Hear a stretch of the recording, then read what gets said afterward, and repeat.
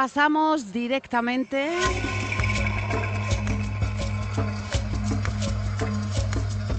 a nuestra sección.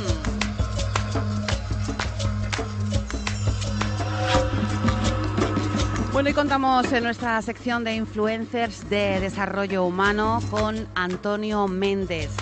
Él es psicólogo, máster en dirección de recursos humanos, consultor senior, coach ejecutivo certificado en neuroliderazgo.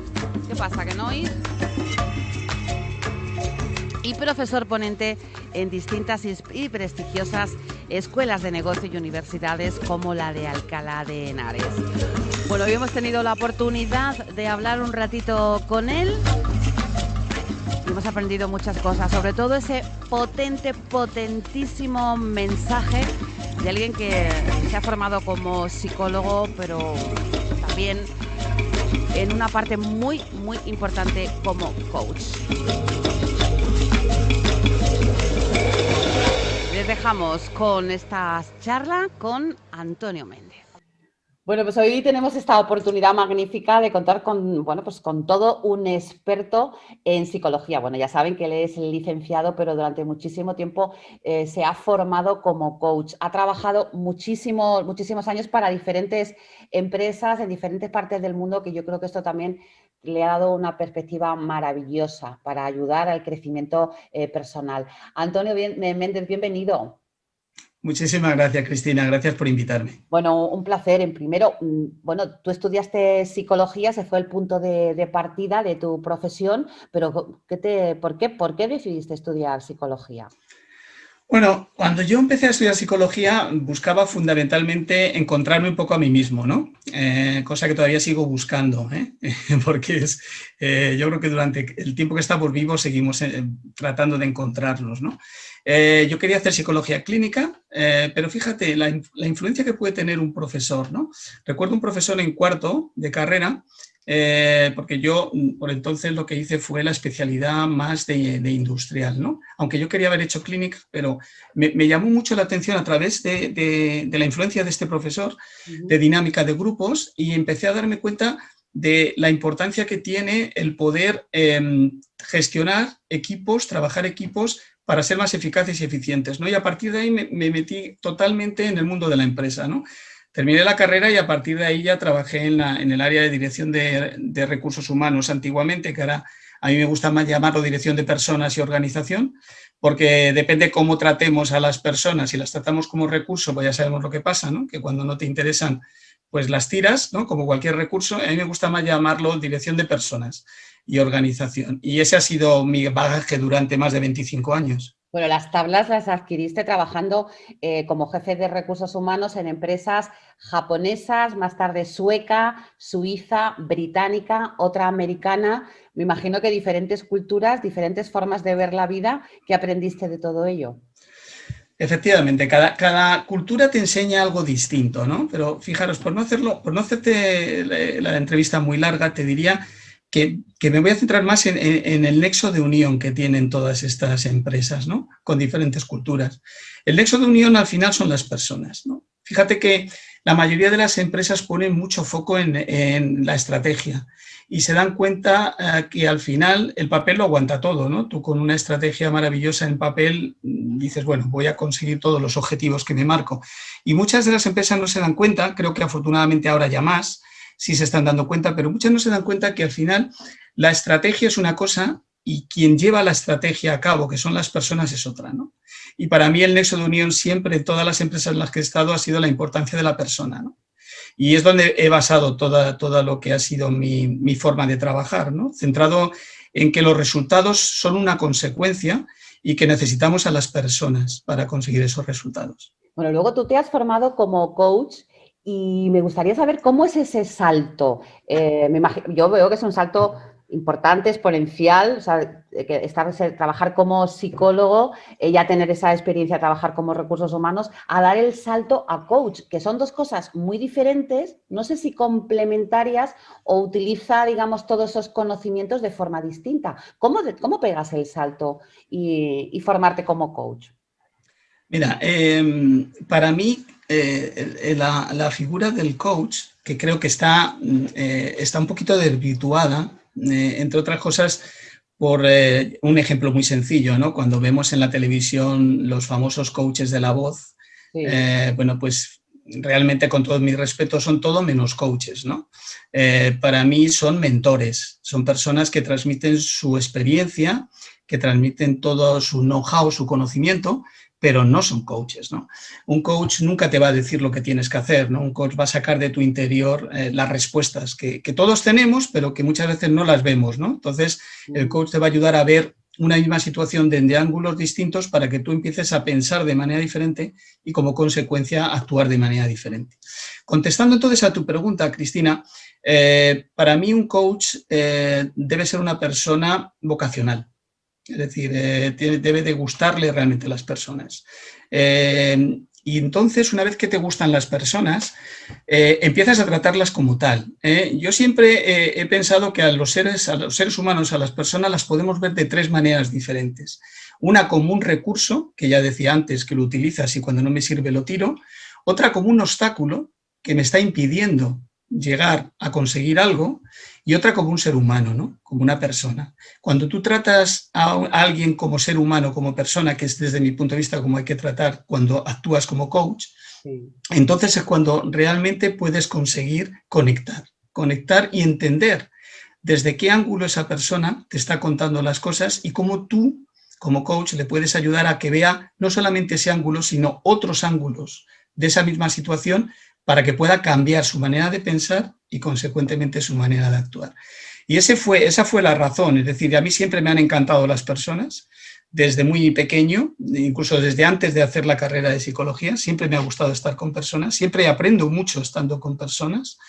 Y llegó un momento que, después de 25 años de carrera profesional por cuenta ajena, pues tomé esta decisión y desde el año 2010 pues estoy trabajando como coach de directivos, mandos medios también, como formador, y también imparto clases en distintas empresas, en distintas escuelas de negocio y en la Universidad de Alcalá de Henares. Para que tú sigues ahí trabajando y te sigues formando, porque me da la sensación, Antonio, que tú eres de los profesionales que sigues aprendiendo todos los días, con lo cual eso es fundamental. Me gustaría saber si tú has tenido historias de superación, porque no es lo mismo la teoría que la práctica. Pues sí, te puedo contar y me apetece mucho compartir contigo, Cristina, y con los oyentes. Yo, cuando tuve 9 meses, tuve una enfermedad que se llama poliomielitis, ¿no? Es una enfermedad que afecta al sistema nervioso y a la musculatura, ¿no? Entonces, de cintura para abajo yo no podía moverme. De hecho, empezaba a dar los primeros pasos y hasta los 5 años no pude caminar. Bueno, pasé por casi 17 intervenciones quirúrgicas en ambos pies y piernas, y bueno, con muletas, aparatos ortopédicos, etcétera. Y así estuve hasta los 17 años. A partir de los 17 años ya pude valerme un poco más por mí mismo. Camino con una cojera ostensible y con un bastón, pero bueno, hago mi vida perfectamente normal. Y esto me ha ayudado mucho a algo que siempre utilizo en mi vida, ¿no? Que es no quedarme en las circunstancias y buscar las posibilidades, ¿no? Ahí tengo que dar mucho las gracias a mi entorno familiar, ¿no? Yo soy el tercero de 4 hermanos. Todos mis hermanos me han tratado siempre como una persona absolutamente normal desde el punto de vista de la relación. Mis padres igual, exactamente igual. Recuerdo de mi madre, que ambos ya están fallecidos, mi padre y mi madre, pero recuerdo mucho de mi madre una pregunta, o sea, una pregunta que ella me hacía que además ahora, con el tiempo, pues la veo como muy potente, ¿no? Y era que cuando yo volvía del colegio, lógicamente, pues claro, los niños salían al recreo, corrían, saltaban, yo estaba con aparatos, con muletas, pues me movía muchísimo menos. Sí. Entonces yo llegaba muchas veces llorando a casa, ¿no? Y le decía a mi madre, bueno, pues que esto era fatal, que yo me encontraba muy mal, que los niños pasaban de mí, que y tal, que bueno, me desahogaba, ¿no? Entonces yo recuerdo siempre mi madre me dejaba desahogarme, luego siempre me hacía una única pregunta, que era, bueno, Antonio, ¿y ahora qué vas a hacer? Y yo decía, ¿cómo que voy a hacer? No puedo hacer nada y tal. No, ¿qué vas a hacer? Claro, ¿qué es lo que estaba haciendo? Ahora con el tiempo lo entiendo, ¿no? Estaba dejando de que actuara como víctima y empezar a responsabilizarme, ¿no? que es algo que yo creo que tenemos todos que aprender un poquito, ¿no? Que es ser menos víctimas y un poquito más responsables. En otras palabras, hacernos una pregunta, ¿no? Vale, ante estas circunstancias, que muchas veces no son las que yo elijo, ¿qué está en mi mano? ¿Qué puedo hacer? Y eso me hacía que yo empezara a darme cuenta que había muchas más cosas en mi mano. Bueno, al final, resumiéndote, al final era capaz de conseguir, pues, o llevándome algún libro de cuentos, o contando algunas historias, o llevándome algunos juguetes, siempre tenía alrededor personas conmigo, ¿no? Y tengo que agradecerle mucho eso, esa pregunta, ¿no? que me hacía siempre mi madre de no dejarme caer en el victimismo y empezar a salir de ahí, ¿no? Y esto es algo que yo me encanta verlo también en los clientes, ¿no? Cuando yo trabajo las sesiones de coaching, de cómo ves personas que tenemos la tendencia de caer en ese victimismo, cómo ves esas personas como ellas mismas se empoderan y son capaces de, dentro de sus propias circunstancias, decidir ser responsables y bueno, actuar, ¿no? Esto que dices, Antonio, es un mensaje muy potente porque estamos partiendo de una situación, una incapacidad cuando eres niño, porque los niños son crueles por naturaleza, también responden y los niños son monos de imitación y dicen lo que oyen en casa, ¿no? Y un poco esa crueldad viene ahí. Pero yo siempre, hablamos mucho de la aceptación, pero por ejemplo en tu caso, tu madre no te decía, bueno, asume lo que eres, como eres, pero ¿qué vas a hacer, no? O sea, es decir, hay que buscar recursos en situaciones tan complicadas como las que estamos viviendo ahora. Fíjate, Antonio, un tema de pandemia, un problema de salud grave, muy grave, la que estamos viviendo. Y luego el tema económico, negocios que se están cerrando, situaciones en las que uno considera, ¿qué voy a hacer? ¿Qué se le puede decir a una persona que está pasando por una situación tan dramática? Porque tú como niño, en su momento, para ti era un drama. Luego con los años y la experiencia lo has ido encajando. Pero ¿qué se le dice a alguien que está pasando por una situación tan difícil? A ver, primero me gustaría hacer una distinción entre lo que muy bien has dicho antes de la aceptación, que es distinto de la resignación. Yo creo que son dos cosas. Hay un matiz muy importante, ¿no? Porque la única posibilidad de poder cambiar algo es primero aceptándolo, ¿vale? No tiene sentido estar luchando contra algo que es evidente y es claro, ¿no? A mí me hubiese encantado, por mucho que yo rezara, llorara o cantara, para poder correr con los niños en el patio, yo no podía hacerlo. Entonces, o lo aceptas o entonces nunca vas a ser capaz de poder ir hacia adelante, ¿no? Entonces, lo primero es la aceptación sin resignación. Es decir, por eso siempre digo, acepta la situación y luego pregúntate, en estas circunstancias, ¿qué está en tu mano? ¿Qué puedes hacer? ¿No? Y ese es el paso que te va a hacer seguir hacia adelante. ¿Y siempre se puede hacer algo? Siempre. Fijaros, o fíjate en este caso, Cristina, incluso en el peor de las circunstancias, siempre tú puedes decidir cómo voy a vivir esa situación, es decir, la actitud que yo quiero tener ante esa situación, porque eso es algo que nadie te lo puede quitar. El último recurso que uno tiene es decidir, ante todas estas circunstancias aparentemente tan negativas, ¿qué actitud quiero yo tener? Esa siempre es una respuesta que está en ti. Y sí que es verdad que hay personas que están pasando por problemas muy, muy graves. Y esto sí que es verdad que son personas que tienen todo el derecho a sentirse mal. Es decir, cuando yo no tengo una situación en la que yo no tengo trabajo, no tengo casi ni dinero para dar de comer a mis hijos, que casi no tengo dinero para pagar el alquiler. O sea, estas cosas son problemas. Y estas cosas hay que respetarlas y no podemos llegar y decirle no pasa nada, que todo se soluciona, ni mucho menos. Y estas personas tienen todo el derecho a estar mal, a estar negativas.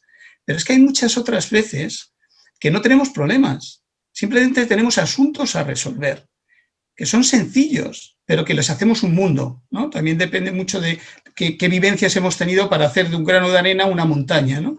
Y a mí me parece tan triste que personas que no tienen problemas grandes, simplemente son pequeños asuntos a resolver, que vayan por la vida con esa negatividad, con esa falta de positivismo, cuando realmente no hay un problema serio detrás. A mí eso me parece muy triste, sinceramente, porque yo creo que las personas hemos venido a este mundo a dar lo mejor de nosotros, a compartir con la máxima generosidad posible y a ayudar. no hemos venido a este mundo a ponernos zancadillas y a competir, ¿no? Y yo creo que además ahora el COVID nos ha puesto a todos en nuestro lugar, ¿no? Una pequeña bacteria, una pequeña situación de este virus tan insignificante aparentemente desde el punto de vista de tamaño, y mira lo que está haciendo, ¿no? Se está poniendo a todos en nuestro lugar, ¿no? Sí. Y yo creo que a ver si es verdad que aprendemos que no hace falta competir, excepto con uno mismo, para ser mejor cada día, ¿no? Que la colaboración es muchísimo mejor, y que ojalá que aprendamos de esta situación, ¿no? Que colaborar nos va a llevar mucho más lejos que competir. Pero se puede convivir con la tristeza, no sé, yo he escuchado alguna vez eso que dicen, uno puede hacerse daño con una piedra, lo que no podemos permitirnos es encariñarnos con la piedra, y todo está también eso, en buscar cuáles son esos puntos gatillo que tenemos para saltar, ¿no? Como un resorte, y poder se puede. Bueno, yo veo que como psicólogo, como coach, que has trabajado en diferentes aspectos, pero en todo ello, ¿cuál dirías que es tu especialidad? Mira, básicamente lo que yo trabajo desde hace ya más de 10 años es con las empresas, ¿no? Trabajo mucho con las empresas, también a nivel particular cuando me lo piden, pero sobre todo con las empresas. Empecé mucho con todas las multinacionales o empresas multinacionales. Ahora cada vez más también trabajo con pequeñas y medianas empresas, incluso empresas familiares. Y lo que yo realmente hago, mi objetivo siempre con este tipo de trabajo es acelerar la consecución de los objetivos a través de la mejora de la comunicación entre los empleados de esa empresa y estos con sus clientes, ¿no?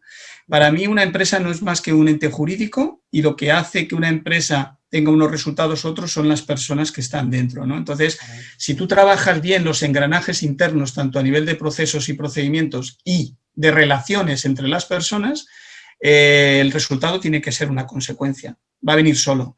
Muchas veces las empresas están centradas en lo que es el objetivo económico, y no se dan cuenta que para llegar a ese objetivo económico tienes que trabajar muy bien todo lo que es procesos, procedimientos y el liderazgo de las personas, ¿no? El orientarlos hacia esos objetivos.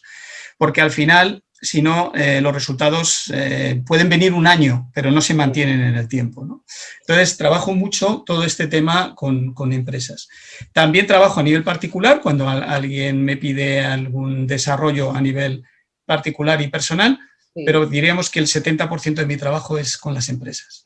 Bueno, trabajas con diferentes empresas, tanto pequeña, mediana o grandes empresas. ¿Cuál dirías que es el gran pecado?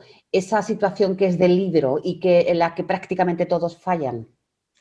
Pues fíjate, yo te diría que cada vez más la gente tiene, y yo normalmente me dirijo a los mandos medios y directivos de la empresa, comités de dirección, directores generales, cada vez salen con mayor preparación técnica, pero adolecen más de lo que es la gestión de las personas. La atención al cliente, ¿no? Podría ser la atención al cliente.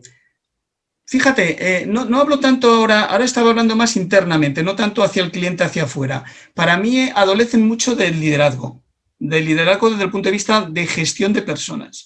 Se centran mucho en la parte técnica, tienen muchos conocimientos técnicos, tienen muchísima formación. Yo creo que cada vez más los mandos medios y directivos de las empresas tienen más formación técnica, pero adolecen mucho de la gestión de personas. Y para mí el liderazgo y la gestión de personas es fundamental. Porque si tú no tienes esa capacidad de empatizar, esa capacidad de impacto, de influencia, de diálogo, de gestión de situaciones conflictivas, difíciles, es muy difícil que tú consigas conectar.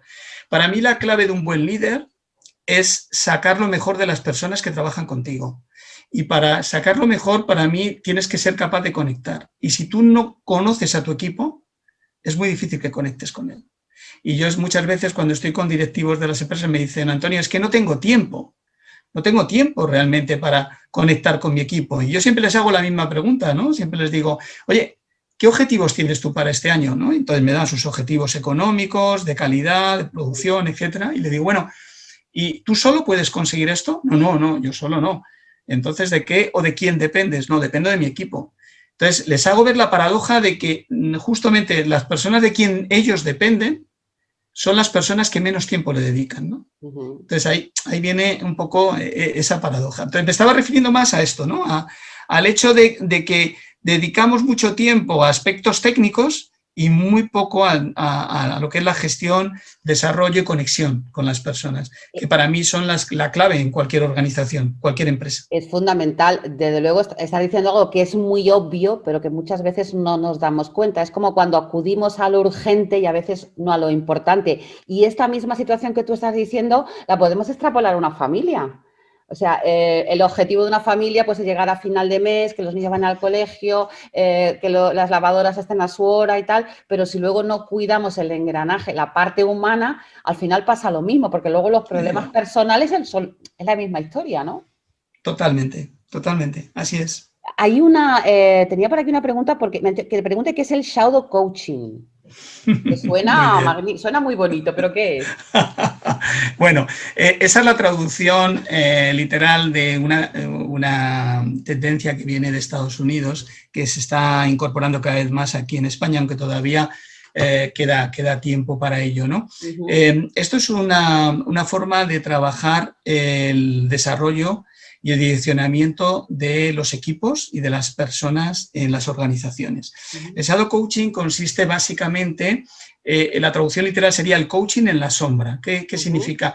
En lugar de tener una sesión de coaching normal que tú tienes de 1 hora y media, 2 horas con una persona, como podemos estar teniendo tú y yo ahora mismo telefónicamente o físicamente en persona, el shadow coaching lo que consiste es en observar durante una jornada completa a un directivo o un mando medio en su día a día. Es decir, por ejemplo, desde por la mañana, que empieza con la preparación de su jornada, después una reunión con su equipo directivo, después otra reunión con su equipo de trabajo, luego a lo mejor una salida con algún cliente, después una planificación por la tarde de actividades o tareas que tenga que hacer, y tú estás continuamente como observador.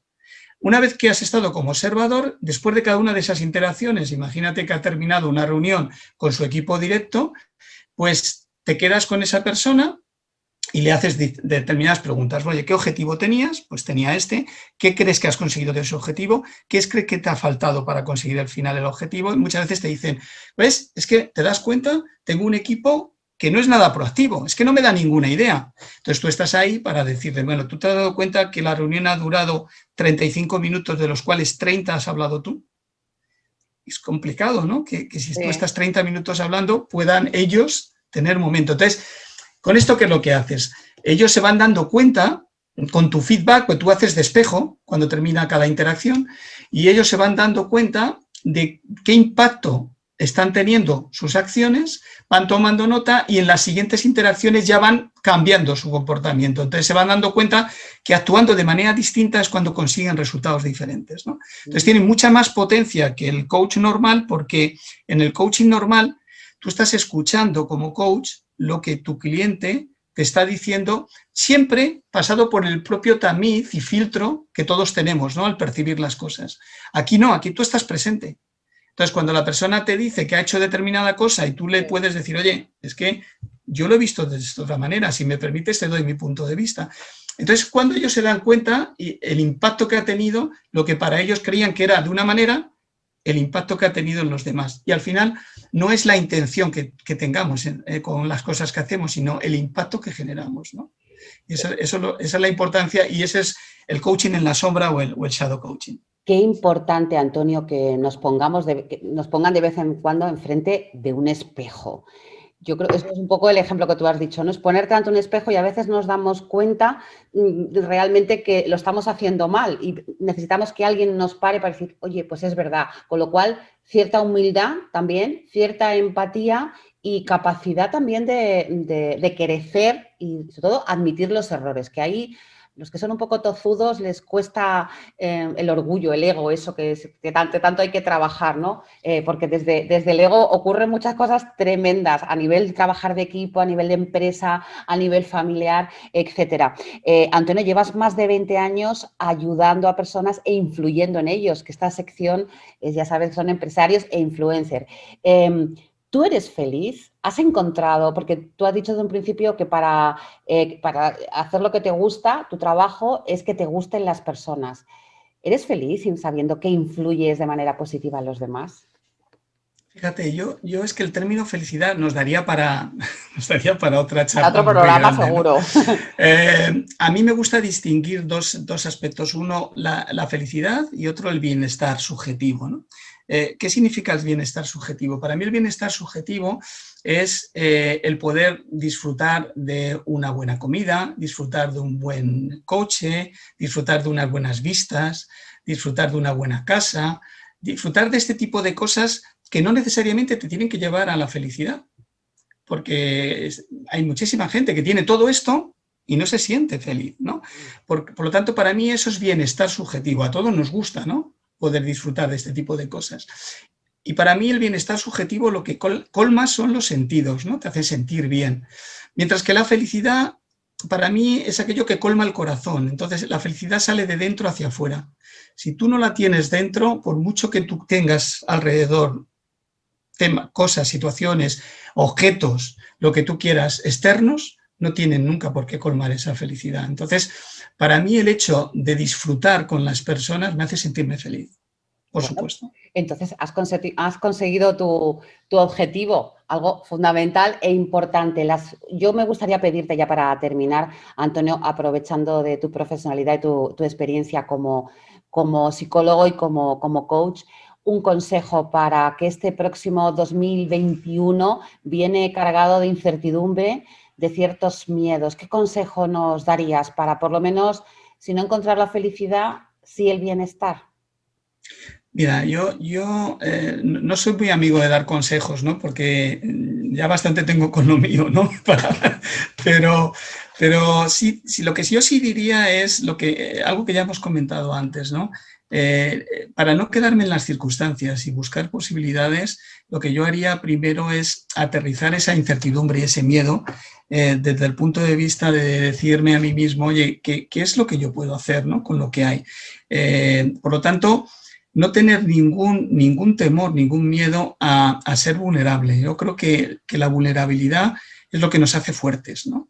El darnos cuenta de que somos vulnerables, el darnos cuenta de que realmente en un momento determinado lo estamos pasando mal y las circunstancias no son las que nosotros buscábamos, y aceptarlas sin resignarse, para mí sería la primera clave para seguir hacia adelante. Y luego también ya, si me permites, te diría que no tengamos miedo a pedir ayuda. Porque ahora mismo yo creo que la colaboración es lo que nos va a sacar de esta situación, ¿no?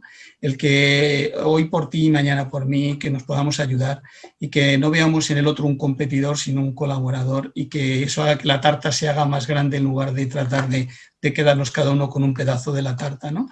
A la hora de realmente ser capaces de salir de esta situación. Saldremos desde la generosidad y desde la colaboración. Y pidiendo ayuda, que nunca está mal. Yo siempre digo, Antonio, que el que vive con miedo vive la mitad. Con lo cual hay que avanzar y buscar soluciones. Y si no las encontramos por cuenta propia, pues pedir ayuda. Hay grandes profesionales. Por cierto, no me has dicho tu página web y sé que tienes artículos muy interesantes y podemos conocer un poquito más de tu trabajo y escuchar y conocer un poquito más sobre ti. ¿Cuál es tu página web? Mira, es www.amendez, terminado en Z, .es. Muy fácil. Muy fácil. Muy fácil. Y luego, si alguien quiere contactar conmigo, también puedo darle el teléfono, que es el 670-010706, y mi correo para cualquier cosa que queráis comentar es correo@amendez.es. A Méndez, de Antonio Méndez, psicólogo y coach. Gran persona y además que tiene un vínculo con Marbella, porque tu mujer es de Marbella. Y por cierto, déjame que diga, dice que cuando se jubile se viene a Marbella. Muy bien pensado. Bien pensado. Mi cuñada es de Marbella y mi mujer y yo estamos encantados de poder irnos para allá lo antes posible. Pues me encantará. Y lo haremos. Me encantará compartir contigo un café, aunque ya estemos jubilados, en el paseo marítimo hablando para solucionar y para ayudar a los demás, que será muy interesante. Será un placer, Cristina, sin Antonio, duda. me ha encantado de verdad conocerte, me habían hablado muy bien de ti, pero de verdad que me dejas un muy buen sabor de boca. Si yo te has dicho, no te gusta dar consejos, pero tus palabras espero que alivien a muchas personas. Muchas gracias, Antonio. Un placer nuevamente y cuídate mucho. te veremos por aquí por Marbella. Espero que pronto. Gracias. Muchas gracias a todos.